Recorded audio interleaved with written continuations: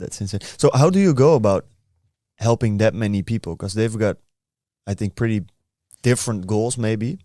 So what are a couple of the things that you think entrepreneurs should know or should develop in, that all those thousands of people got in common that they need to develop to become their wealthy self? I often tell people that every man needs 3 relationships in their life. In order for you to have balanced life as a man, you need 3 relationships. First, you need a mentor, somebody that has gone the path that you want to go, that can instruct you and take you down the road, avoiding the pitfalls and avoiding the mistakes and avoiding the troubles that come that way. You need a peer, somebody that is at your level, at your equal, that you can mastermind with, that you can build a think tank, that you can go back and forth and discuss and argue and develop business. And then you need a mentee, whether it's your young brother or somebody that you bring into your business or an employee, somebody that you pour yourself into. Why? Because those people keep you accountable. Those people are the ones that check you. You know, you often have your little sibling, he'll ask you questions and he'll check you with authenticity and honesty and ask you shit. You're like, oh, whoa, like this kid's paying attention, right? Yeah. So every man in his life needs 3 relationships. And under those 3 relationships, Capital Club's been built. Mentors, peers, and mentees. That's why we have different tiers of Capital Club, because the goal isn't just to receive, but it's to give, right? Who you give to, who you network with, and who do you listen to.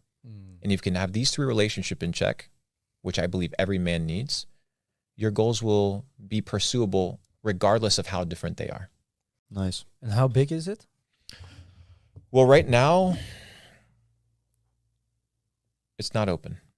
Not open. And that's because by the time this podcast released, it'll probably be open. But our wait list is about 40,000 people. 40,000. 40,000 people is the wait list. And the wait list has been building for a long time. Our high tier membership, my wait list is about 400 people. There's only 150 that actually are part of the network, because quality matters more than quantity. It does. Mm-hmm. I learned this from Leonidas. Leonidas in the 300. Mm-hmm. They lost to Persia, but they put one hell of a battle. And sometimes you just need 300 bad motherfuckers in your circle that are all about protecting the circle and are all about integrity and unity and authenticity and vulnerability and really care about each other to do big things. But if I can translate this to tens of thousands and hundreds of thousands of people, potentially we can change the world. Part of the side quest. Pretty cool. That's crazy, man. Okay. So how does one go about setting goals? Because sometimes you hear about these things like set a date, set a number, make it, conceive it, see it every day. How do you go about making goals that really give you a goal to work towards? I often talk about the symphony of success. Mm-hmm. What does success sound like to you? Not what success means to me, not what success means to your parents, to your friends, to the system. What does success sound like to you? What is your symphony of success? When you hear successful, living a successful life, what comes to mind? Mm-hmm. For a musician, it may be really good at playing an instrument. For me, it may be developing a phenomenal business. Mm-hmm. For an athlete, it may be developing a great athletic career. What is your symphony of success? It really depends on the individual. That's why there's no one spectrum of success. There isn't one number to achieve that defines success. That is my definition of success, but that is for me.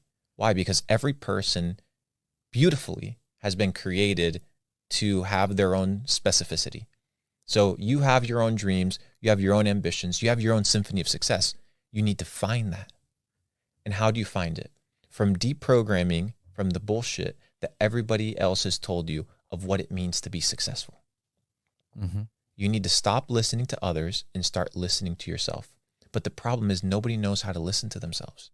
Mm-hmm. They're scrolling on TikTok, music on loud every day, when they're driving, fucking radio turned on, when they're home scrolling on their phones, when they ask for opinions, they ask for opinions from other people. They ain't even asking opinions from themselves. They're going to a fucking psychologist, asking a psychologist for wisdom and advice on how to live their lives.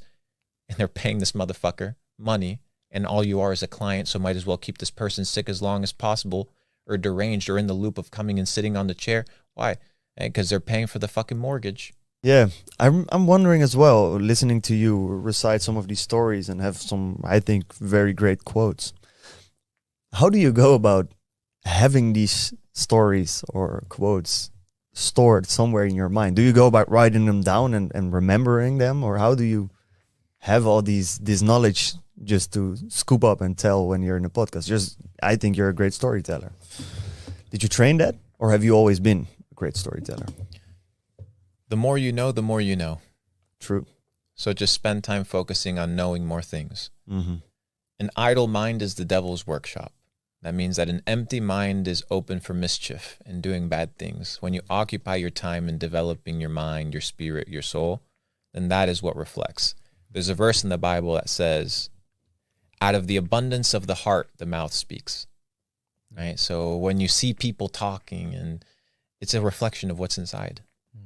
Right? So the question is, how do you change your heart? How do you change your mind? Well, it's the sources of information that you listen to, the truth that you believe, what you spend your time, energy, and attention focused on learning and leveling up and discovering.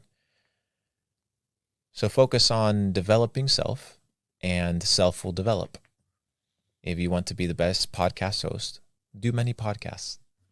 It's the only way. If I want to be a great podcast guest, well, I have to be in many podcasts. I remember doing Instagram lives, back in the day with people that would listen to me. There was 14 people, right? Now I'll turn on my Instagram. I do an Instagram live. I'll have 3,000, 2,500, 5,000 at times. But like I mentioned before, the destination everybody looks at, right? Nobody looks at the process. But when you look at the process, that's the prize. And the truth is, the price of progress is pain. The price of progress is pain. Most people do not want to experience pain. They like comfort. So if you want progress, you must be willing to, in the process, experience pain so that you may achieve your goal. Do you have the ability to do what you want, wherever you want, however you want? This is wealth. Wealth is abundance. So if you're lacking in an area of your life to create true wealth, you should focus on those things, right? So at some point, it's okay to make less money so you can spend more time developing your health. At some point, I was talking with a guy out of Singapore. We had a conversation for Capital Club. It's coming this summer.